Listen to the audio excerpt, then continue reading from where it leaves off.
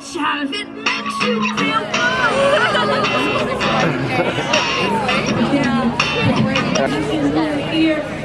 He's just really excited. Wow, that's awesome.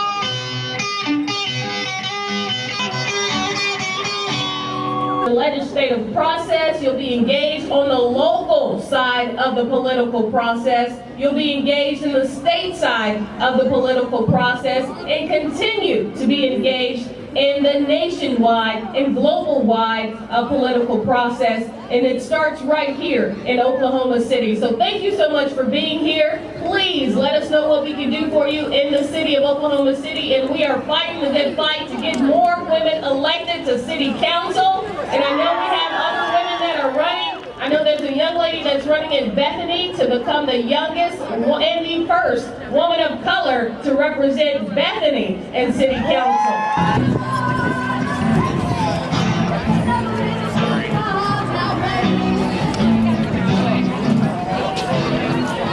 From the Women's March. You should be here. Miss Ayana Najuma is, first off, she is one of the original sit-inners.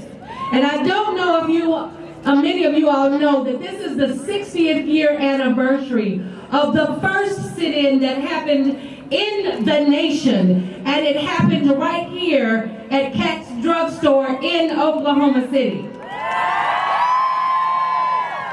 Those efforts were led by the late, great Clara Luper.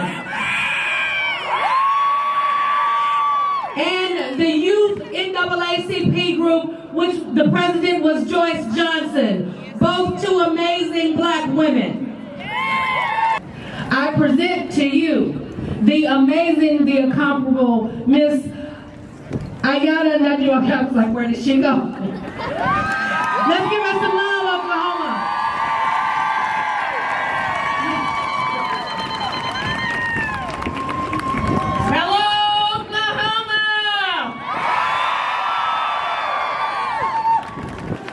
You know, when I think about being here today, it makes me think of a song that we sang in the city movement when I was a little girl.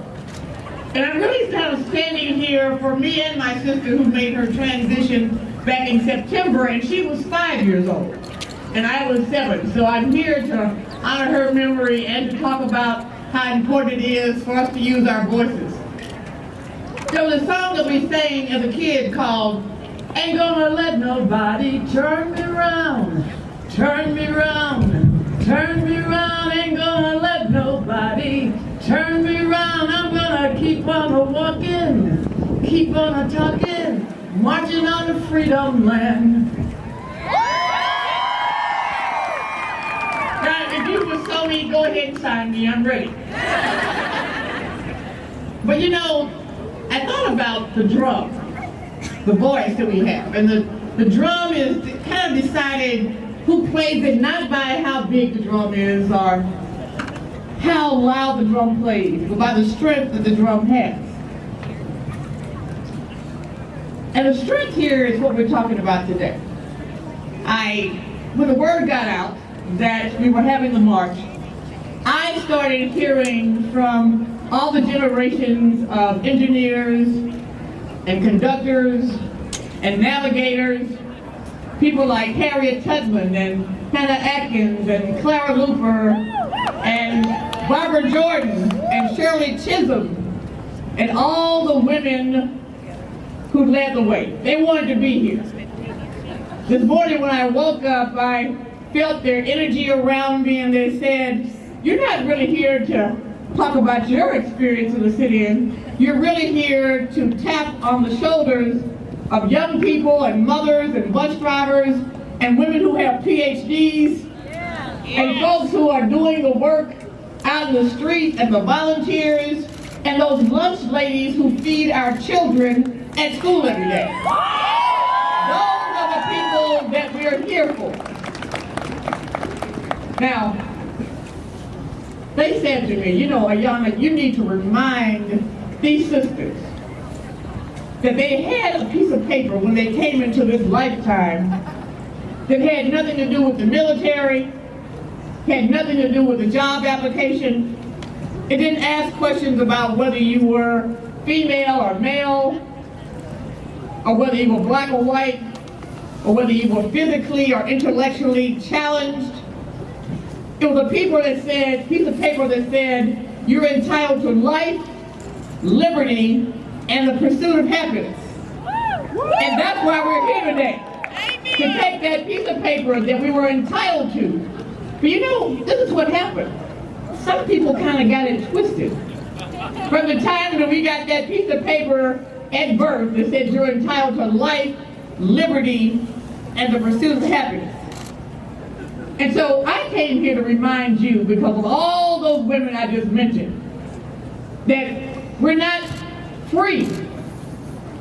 There's no equity, there's no equality until everyone has health care in this country, until women have equal pay for equal work, until we're able to do anything that we want to do.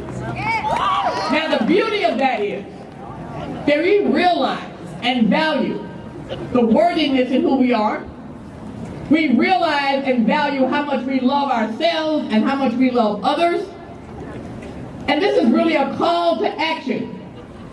Because as I was coming over here, and I was telling one of the coordinators that I drove by 3 women, and I said, are you guys on your way to the march? And they said, no, we're out looking for apartments today. And I thought, then she went on to say, but we can follow it on Facebook. Following it on Facebook is not the same as being here today. It's not the same as calling our elected officials and telling them what we want and how we want it. It's not enough to vote, which is, you know, our councilwoman just talked about. There are people that are running. We've got to get out to the polls. We've got to also validate what is happening in society. So the laws have got to change. Amen. And it's your job to make them change. Now, she said I was 7 years old. I was a little girl. And I never thought that I'd have to stand here 60 years later and talk about equality and equity and have to throw the word of racism into the trash again and sexism into the trash again in 2019. When is that going to stop? There are a bunch of women who are saying, woe is me, as they see the tears going into their beer, going into their tea, going into their coffee, wondering what could happen, because it's not happening in my neighborhood. It's not happening where I live. That has got to stop. Because no matter where you are in this country or in this city or in the world, being a woman is not as easy as we'd like it to be. So that's why we're here today, to let the world know you can't stop us. Ain't no stopping me now. Ain't no stopping me now, because there is a victory that needs to happen in Oklahoma today. There's a victory that needs to happen in the United States today, and the women have got to take over the world. So I call this action. This is a call to action. I came here to recruit on behalf of all those sisters that walked before me, to let you know that your voice is important, and it must start being used right now. Not a minute from now. I can't wait another minute. I'm 68 years old. The children cannot wait another minute, because they're depending on the elders, the moms and the dads to make society great. So, the question becomes, if you're on that train that said equity and equality, it's time to get on board, and get on board right now. Thank you.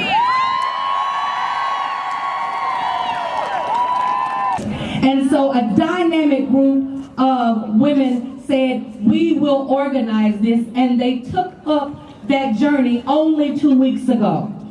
And they successfully pulled that event together. They marched with the in solidarity with the National March yesterday, and we have one of the organizers that are here. She also is one of our Indigenous and Native women sisters who is a leader. Jordan Harmon is on the planning committee for the Tulsa Women's March.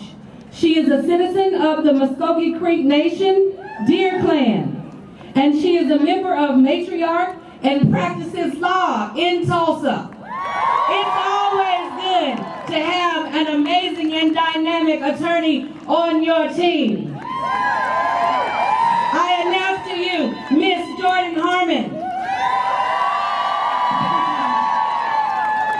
Well, thank you so much for that amazing introduction and for all of the amazing work that you've been doing. And I'm just here to say thank you to the Oklahoma City Women's March, all the planning committee teams and the amazing women of color who are organizing this for us today.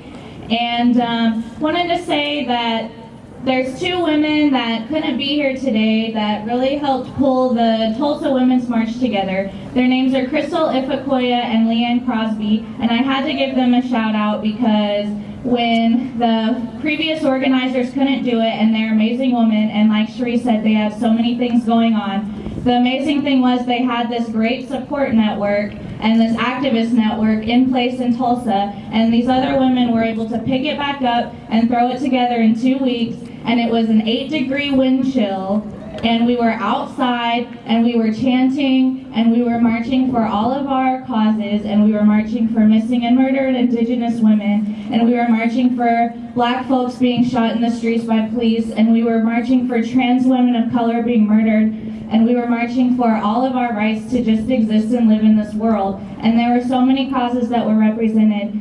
And our theme for this year was Take Action and Ignite Unity. And so I want to just plug this theme for you guys here because our goal was to empower all of the attendees in Tulsa to not just show up for one day, but be connected to that Tulsa Activist Network and the Oklahoma Activist Network and carry on their actions throughout the year and show up to these events and show up to the protests and show up to the city council meetings. And I want all of you to leave here with something like that in mind. Have some type of actual action that you're going to continue after this day. And I see a lot of Native women and I see a lot of my Native sisters here. And when you see these beautiful ribbon skirts, ask them, what can I do to help? What senators, what congresspeople can I call and email to get Savannah's Act passed, which would actually require the national federal government to keep a record of all of the missing Indigenous women. There are over 5,000 missing and murdered Indigenous women in the United States, and yet only 166 are in the national federal record for it. Ask yourselves, what can I do to help racial and criminal justice reform? And I asked myself that after the Tulsa Quality Indicators report came out and said that in Tulsa, that Black people were 3 times more likely to be shot and face police violence than any other group.